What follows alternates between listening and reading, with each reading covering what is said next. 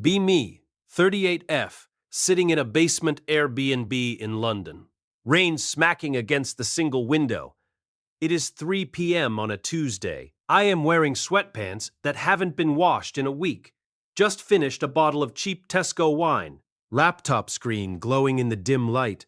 Stalking my own Instagram feed from 10 years ago. Look at the girl in the photos. Tanned skin, bleached, blonde hair.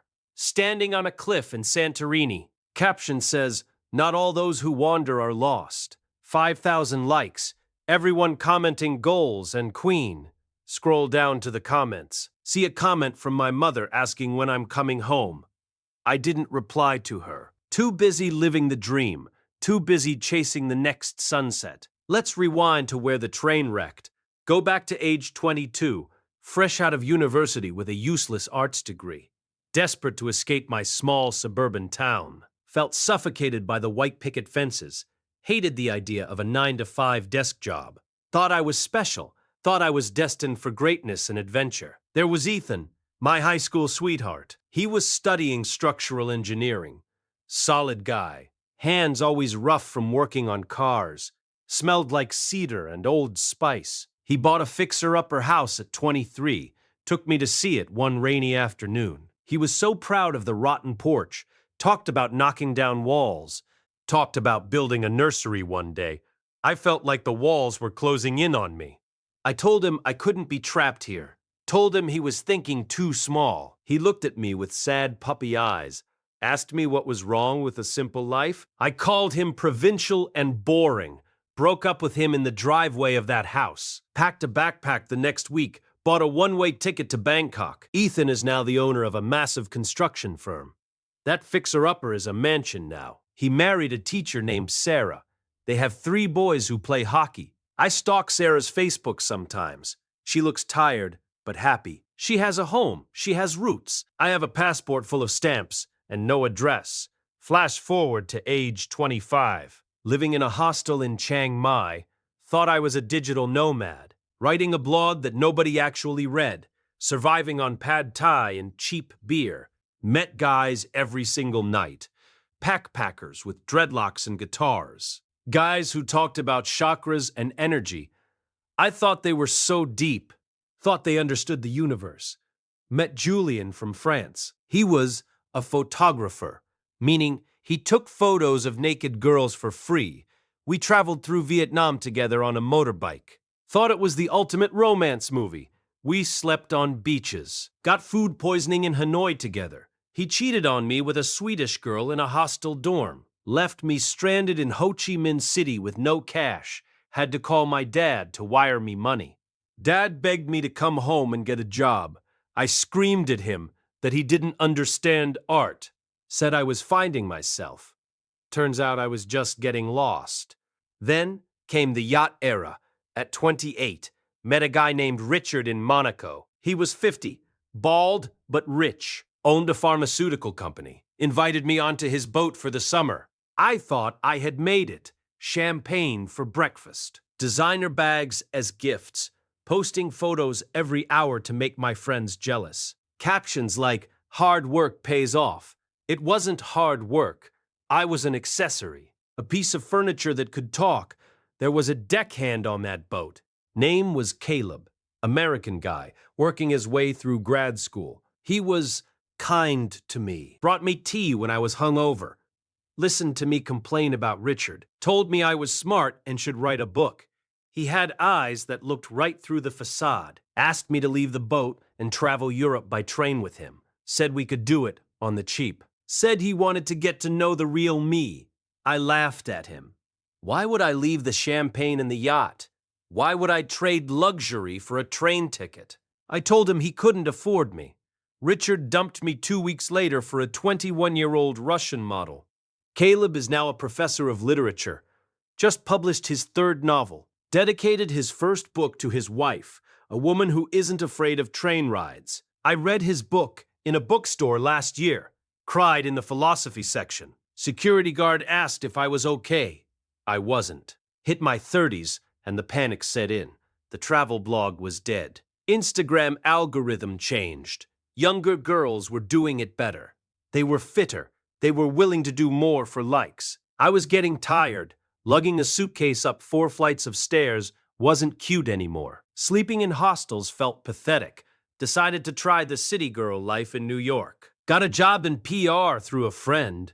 Barely made rent on a shoebox apartment. Dating in New York was a Shark Tank. Met Mark. Mark was an accountant. The definition of stable. Wore beige chinos. Liked to watch baseball and drink domestic beer. He was crazy about me. Thought I was exotic because I had been to Bali. Took me to nice dinners.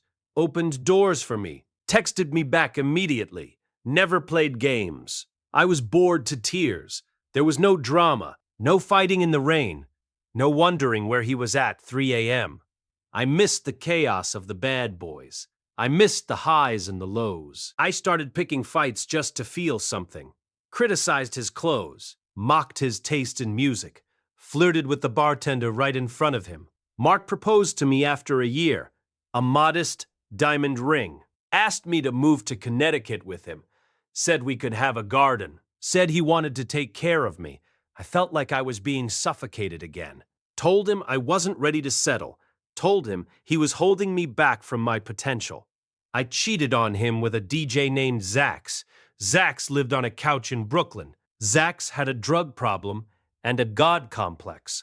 Mark found out and left quietly. No screaming, just packed his things and walked out. The look of disappointment on his face haunts me.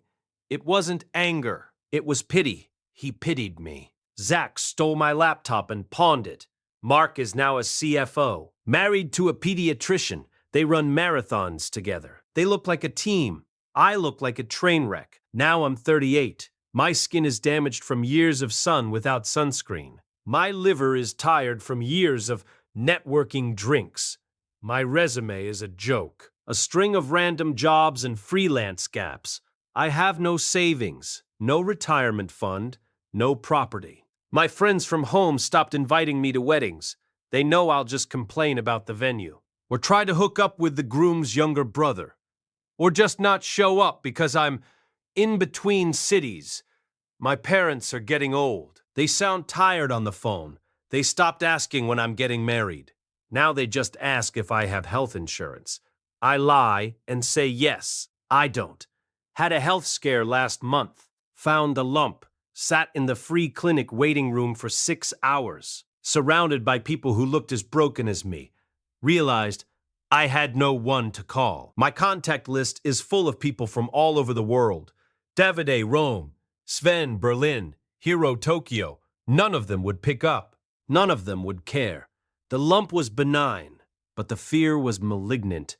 It's still eating me alive. Tried dating apps again last week. Set age range to 35, 45. The men in that bracket want women in their 20s. The ones who message me are the leftovers. Divorced dads with anger issues. Guys who want a nurse, not a wife. Guys who live in their mother's basement. I went on a date with a guy named Greg.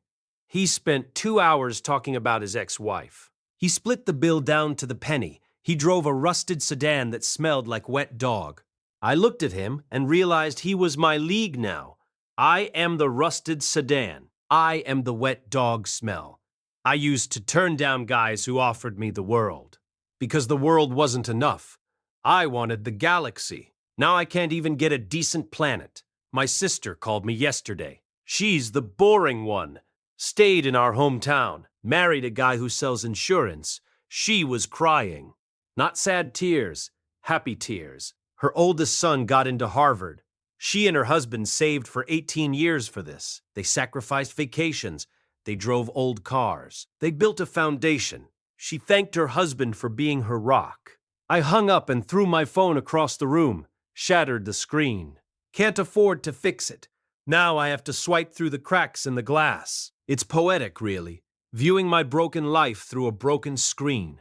I think about the concept of freedom. I chased it like a drug, no strings attached, wild and free, citizen of the world. Turns out, strings are what hold you together.